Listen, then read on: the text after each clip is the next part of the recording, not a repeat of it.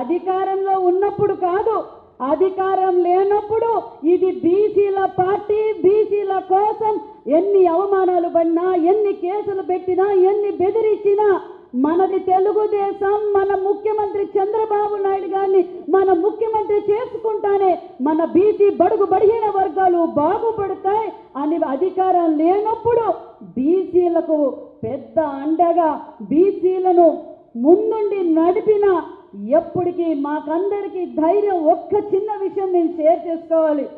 నా మీద 24 కేసులు పెట్టారు.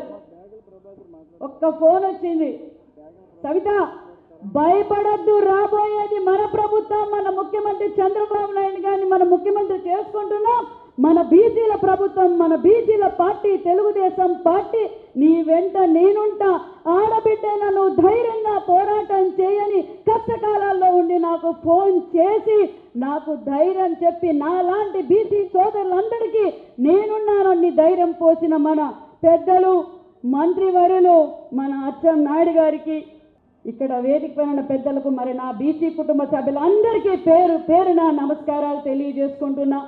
మరి ఈరోజు సూర్య చంద్రులు ఉన్నంత కాలం మరవలేని నాయకుడు అన్న ఎన్టీఆర్ అన్న విషయాన్ని మీకు మరొక్కసారి గుర్తు చేస్తున్నాం. బీసీలంటే తెలుగుదేశం, తెలుగుదేశం అంటే బీసీలు అన్న విషయం మరొక్కసారి మీకు గుర్తు చేస్తున్నాం. అంతేకాదు ఈరోజు మనం నిజంగా చాలా అదృష్టవంతం.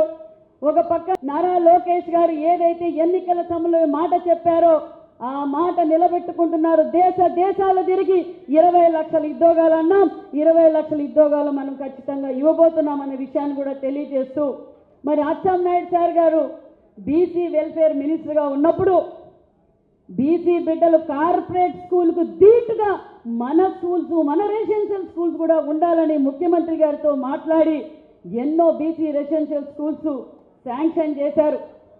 మరి మన ప్రభుత్వం రాగానే మానేసి ముఖ్యమంత్రి చంద్రబాబు నాయుడు గారు రివ్యూ పెట్టి, సార్ ఇట్లా 13 జిల్లాల్లోనూ బీసీ భవన్లు ఆగిపోయాయి సార్ అంటే, సవితమ్మ 13 జిల్లాల్లో కాదు 26 జిల్లాల్లోనూ నువ్వు బీసీ భవన్లు ఏర్పాటు చేయని చెప్పిన ఘనత మానేసి ముఖ్యమంత్రి చంద్రబాబు నాయుడు గారు. అంతేకాదు బీసీ రెసిడెన్షియల్ ఏదైతే మనందరం ఆరాధ దైవంగా పూజిస్తామో మహాత్మా జ్యోతిరావు పూలే స్కూల్స్ ఎక్కడక్కడ ఆగిపోయినాయి సార్. ఇది సార్ పరిస్థితి. డైట్ బిల్లు కూడా పెండింగ్ పెట్టిపోయారు సార్ అంటే, ఇమ్మీడియట్ గా డైట్ బిల్లు, కాస్మెటిక్ ఛార్జీలు, జీతాలు ఇచ్చేసి ఏదైతే ఎక్కడైతే గురుకుల పాఠశాలలు ఆగిపోయాయో అవన్నీ ఇమ్మీడియట్ గా పూర్తి చేయండి అని బడ్జెట్ కేటాయించిన ఘనత మాన్యశ్రీ ముఖ్యమంత్రి చంద్రబాబు నాయుడు గారు అనే విషయాన్ని కూడా మీకు తెలియజేస్తున్నాం. అంతేకాదు మరి ఈరోజు మనం అన్ని రంగాల్లోనూ ముందుకు పోవాలంటే ముఖ్యమంత్రి గారు తెలియజేసేది ఒక్కటే, ప్రతి ఒక్కరూ ప్రతి ఇంటి నుంచి ఒక ఎంటర్ప్రైనర్ని తయారు చేయాలనే ఉద్దేశంతో మనం మన బీసీ వెల్ఫేర్ తరఫున కూడా స్వయం ఉపాధి పథకాలు చాలా ఏర్పాటు చేశామన్న విషయాన్ని కూడా మీకు తెలియజేస్తున్నాం. దయచేసి మన బీసీ సోదరులందరూ దీన్ని ఉపయోగపెట్టుకోవాల్సిందిగా కోరుకుంటున్నాం. అంతేకాకుండా ఈరోజు మెగా డిఎస్సి అన్నాం.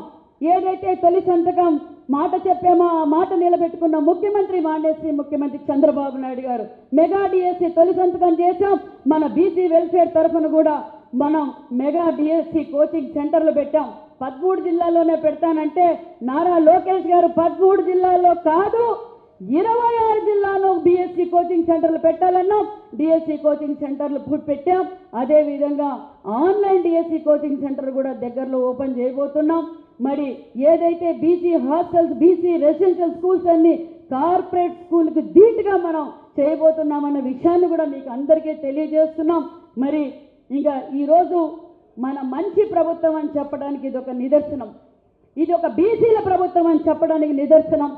8 మంది మంత్రులు, 38 మంది ఎమ్మెల్యేలు, శాసన మండలి సభ్యులు, సిఎస్, పిఎస్, డీజీపీ, ఈఓ ఎక్కడ చూసినా బీసీలే కనిపిస్తున్నారంటే ఇది బీసీల ప్రభుత్వమా కాదా అనే విషయాన్ని మీకు గుర్తు చేస్తున్నాం.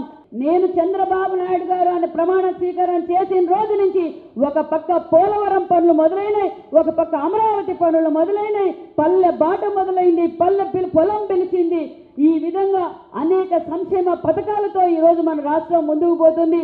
మన చంద్రబాబు నాయుడు గారు కోరుకుంటుంది ఒకటే, స్వర్ణాంధ్రప్రదేశ్గా భారతదేశంలోనే మన ఆంధ్రప్రదేశ్ నంబర్ 1గా ఉండాలి కాబట్టి కోరుకునే వ్యక్తి కాబట్టి ఆయన స్ఫూర్తిగా మనం తీసుకొని మన బీసీ సోదరులందరూ దాన్ని ఉపయోగపెట్టుకొని ప్రతి ఒక్క బిడ్డను విద్యావంతులను చేయాలి, ప్రతి ఒక్క ఇంటి నుంచి ఎంటర్ప్రైనర్ని తయారు చేయాలని ముఖ్యమంత్రి గారి లక్ష్యం.